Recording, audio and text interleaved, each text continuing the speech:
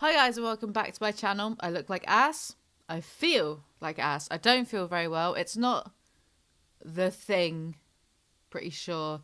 I think I'm just not feeling very well from being inside all the time, not getting like regular proper exercise. I don't know. I just don't feel very well. I've been kind of like in bed sleeping all day, feeling a bit sick and stuff. And then I was getting, no one cares. And then I was getting sleep paralysis. So I'm not in my usual like upbeat mood. However, there is a video that I wanted to do today, and that is this. YouTuber Onision's dad wants to set the record straight about their relationship. I saw this like yesterday, so I thought we could pick through it because the comment section on this is really, really interesting. So, without further ado, why is Jeffree Star there? Don't you worry, you wait your turn, Jeffree. I'm going to do a video on you soon enough. In late 2019, Deborah Daniels' oldest stepdaughter told her stepmom about some of the YouTube videos she'd been watching. James Jackson, also known as Greg Daniel or on YouTube as Onision, had been accused of sexually grooming underage women, and an FBI investigation may have started. Deborah relayed this information to her husband Randy, who is James's biological father. School picture from James's video. Onision's memories. I was often beaten up by the other kids. Whenever Onision's talking about stuff that happened to him, take it with a pinch of salt. The Onision channel was started by Jackson in 2006, but gained traction with the viral hit Banana song I'm a Banana in 2009, because back in 2009 no one had any taste. Eventually leading to him getting featured on Comedy Central's Tosh.0. Yeah, Tosh was taking the piss out of him. Over the next decade, James would continue posting sketches as well as videos about self-care, suicidal thoughts, and personal relationships, pulling in over 5.5 million subscribers across his free channels, which is mental really when you think about it, isn't it? Onision, 5.5 million total. Ridiculous. Get some taste. James is currently married to Kai, who identified as a woman until March 2017 and was a fan of Jackson. He married the YouTuber in 2012 when he was 18 and Jackson was 26. The pair have 2 children together, and Kai did not respond to a request for comment. Wielding spurious copyright claims against any videos mentioning him. Not me! Onision has become a combative fixture in the YouTube community. In recent years, the drama of his own life has eclipsed his own content, blurring the line between reality and Jackson's fiction. Jackson's personal relationships have often been the subject of controversy and speculation, with multiple women sharing their stories online and in YouTube interviews with Chris Hansen, the former host of MSNBC's To Catch a Predator, a reality show where adults would arrive to a house expecting to have sex with a minor. Hansen's videos on YouTube, featuring interviews with the 5 different women who have come forward with claims of abuse and neglect, as well as the multitude of commentary channels dedicated to the subject, showed Randy and Deborah what James appeared to have grown into. It's hard to watch and hear about all this stuff involving your son, Randy told Newsweek. It's hard to talk about, second-guessing if I could have done anything differently, and just wish that things were very different than they are right now. It pains me that this kid has made such a mess of his life. Randy and Deborah haven't spoken to James in over a decade. They watched him transform from a bright child to a moody teenager, but have been fearful about speaking up. Interesting. You know, what Greg has done to people who have come out and spoken against him, Deborah said. He's bullied them and harassed them for, a year or more. I don't know where he got it that it's okay to treat women like this or anybody like this, and his fascination with young girls, it's mind-boggling. See, if even his stepmother and real father are saying it, come on. Randy and Deborah spoke out publicly for the first time, giving Newsweek their own views about the relationship of Onision. Randy first met James's mother, Tammy, crazy Tammy, while they were attending the same college in Tennessee. They divorced after 8 years and 3 children. Tammy declined for comment on this story. Randy claims he filed a motion which moved the case to Indiana and was eventually allowed to see his kids for 6 weeks every summer and call them on Sundays. He says he's kept all the documents from the divorce in case his kids ever want to see what happened. I felt completely beat down and ended up leaving my job in Indiana as a pastor and moved to Ohio, Randy said. About a year and a half after the divorce, Randy met Deborah and they married in 1991. That first summer I had them in 1990, I had to drive out there to pick them up, Randy said. I couldn't afford the plane ticket and just started a new job, so I drove all the way out to Washington State to get them and drove all the way back with them. We had a rental house, visited Kings Island, and brought toys for them and used bicycles. We spent as much time with them as we could. I really don't know a lot of things about Greg, but as a young child he was the sweetest boy, Deborah recalls. Oh my goodness, just a normal boy that likes to play. There were times when we first got married that Randy wanted to give up, and I said, no, whatever those children decide, you're going to have to look into the mirror and say, I thought for those children. Give up in what way? Like fighting with Tammy? Deborah added, we fought to have a relationship with them. We fought to be a good influence in their lives. Over the next few years, contact was sporadic with the kids, Randy said, though they sent Christmas and birthday presents when possible. When James was 17, he came to live with Randy and Deborah. They say he was a difficult teenager who didn't want to follow any rules. Yeah, not much has fucking changed 15 years later. I told our neighbour, if you see anything strange going on in the house, call the police, because Greg was getting so out of control, Deborah said. Greg threatened to burn down the house a couple of times when he was going off on some of his tangents.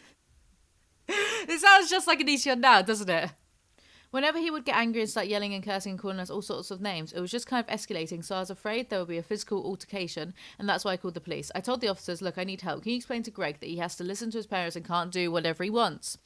Still, Randy and Deborah tried to support and encourage James. The kid was so promising when we had custody of him. We were trying to encourage him because at that point he had started coming up with the whole Onision thing. Interesting, even back then, when he was 17? Interesting. Well, he's always wanted to have a cult, hasn't he? We offered to send him to LA Film School to get some additional training, but he was just too smart for everyone. During a road trip to Nashville, he was listening to his music and had it up very, very loud. Even though he said he's listening to his headphones, Randy said. I said, Greg, please turn your music down. And he wouldn't do it. So I pulled off on the exit. I stopped and turned around and said, Greg, turn your music down. It's way too loud. And that's when he went off. He started screaming and was going to bolt. He was going to leave. And so I turned around, unbuckled my seatbelt and tried to reach and grab his shoulders to keep him from leaving. Deborah was trying to untie his shoes and he was kicking at me. He broke my glasses and bloodied my nose. Passers-by called the police, Randy said, and James was then taken into custody at a juvenile detention centre. Randy and Deborah hired an attorney to try and work out a settlement only to get him probation. We never saw him take responsibility except that one time when he's behind bars, Deborah said, and we're sitting with him at a table with guards watching. And that really, it was like it snapped him out of it. He was acting like a normal scared kid at that point. James has shared his version of the story in multiple videos ranging as far back as 2009, as well as in his book, This Is Why I Hate You. He claims that his father choked him while he was sitting in the back seat of the car and he was just defending himself. I don't believe that. I wouldn't believe anything that Onision says. It's the exact same as when Tana Mojo said that iDubbbz choked her out, do you know what I mean? James confirms that he's spent time in a juvenile detention centre, but says it's very obvious what happened. I called his wife something, he attacked me and I defended myself. James also claims in the video that Randy went through his journal and computer files. Randy admits to looking through the journal, saying we were trying to figure out what was wrong with him, we thought he was on drugs, but denies looking through computer files because James didn't have a computer. Fucking brilliant, such a liar.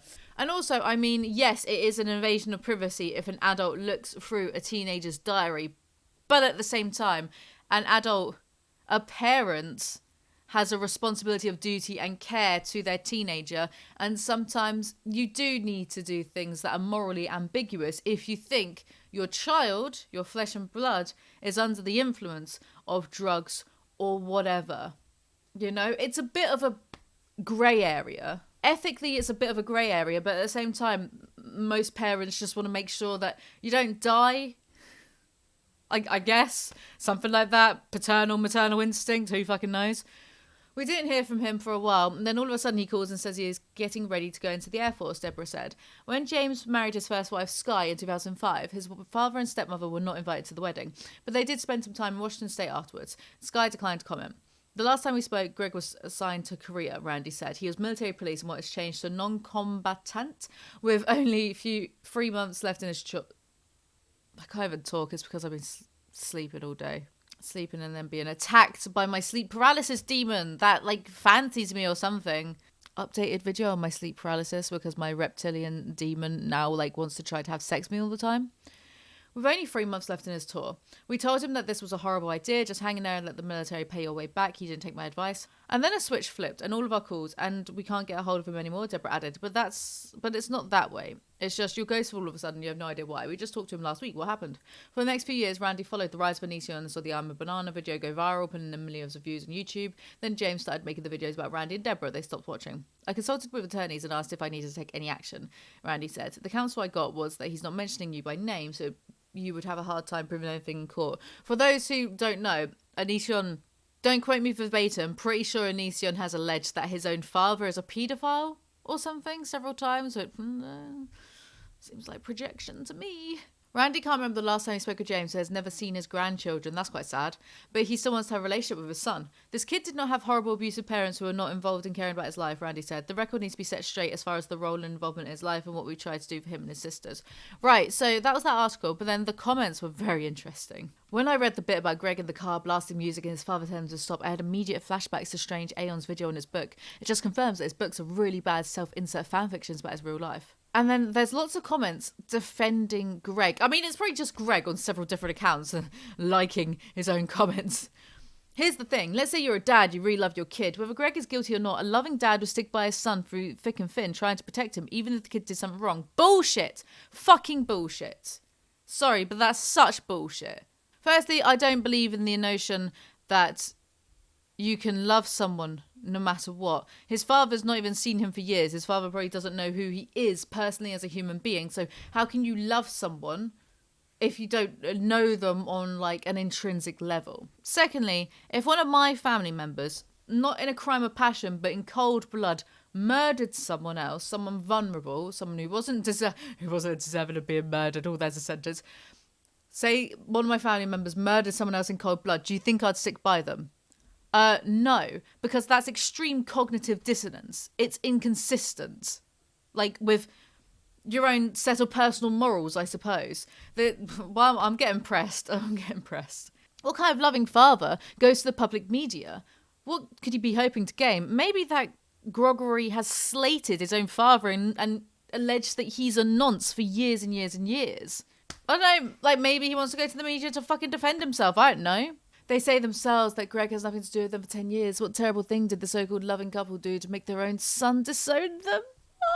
Yeah, because it's not like Greg cuts off literally anyone who dares insult him or goes against him in any sort of way, you idiot. There's a reason Greg finds it so hard to keep friends consistently publicly. All these comments supporting Greg are Onion Boy's multiple accounts.